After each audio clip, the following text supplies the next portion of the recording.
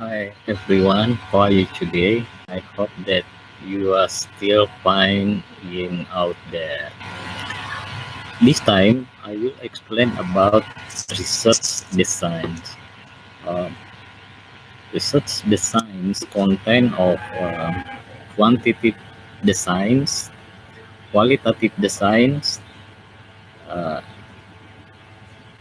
and experimental designs. Okay, we start from the first. Quantitative designs is test or explain relationship between factors or variables. Otherwise, qualitative designs is more descriptive, explain anticipated relationship, deeper understanding. Okay, experimental designs cause effect or intervention studies, non-experimental descriptive studies. Okay, I hope that enough for this time. And To ensure methodological stability and quality in your planned PhD study. It's advisable to think holistically when you plan so that you set up your proposal well. The terms validity and reliability are common in quantitative research approaches, and trustworthiness and rigor point to the same concerns for stability and quality when doing qualitative research. There are a few differences between a quantitative and a qualitative approach. Quantitative approaches usually have standardized and well-developed existing conventions for assessment and reporting on quality and stability in a study. In a qualitative approach, the conventions are much less standardized, and part of the reason why is that you need a certain degree of flexibility in order to do the study.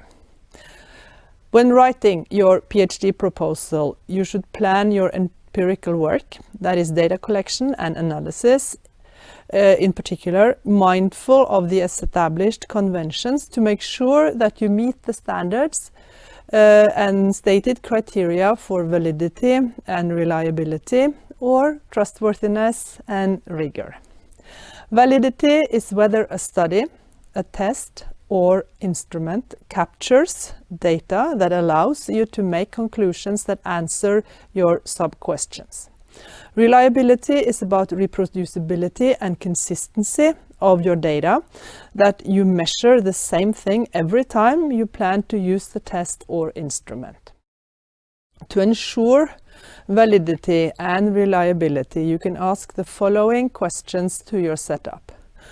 First of all, are you sure that your planned test or measure captures what you want to measure as accurate as possible?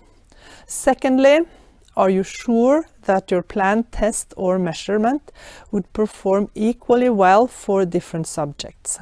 And thirdly, are you sure that the planned test or measurement would give similar results each time for the same subject under comparable conditions? If you plan to develop a new or adapt a data collection instrument, you also need to explain how you will test for validity and reliability in the data collection of your study.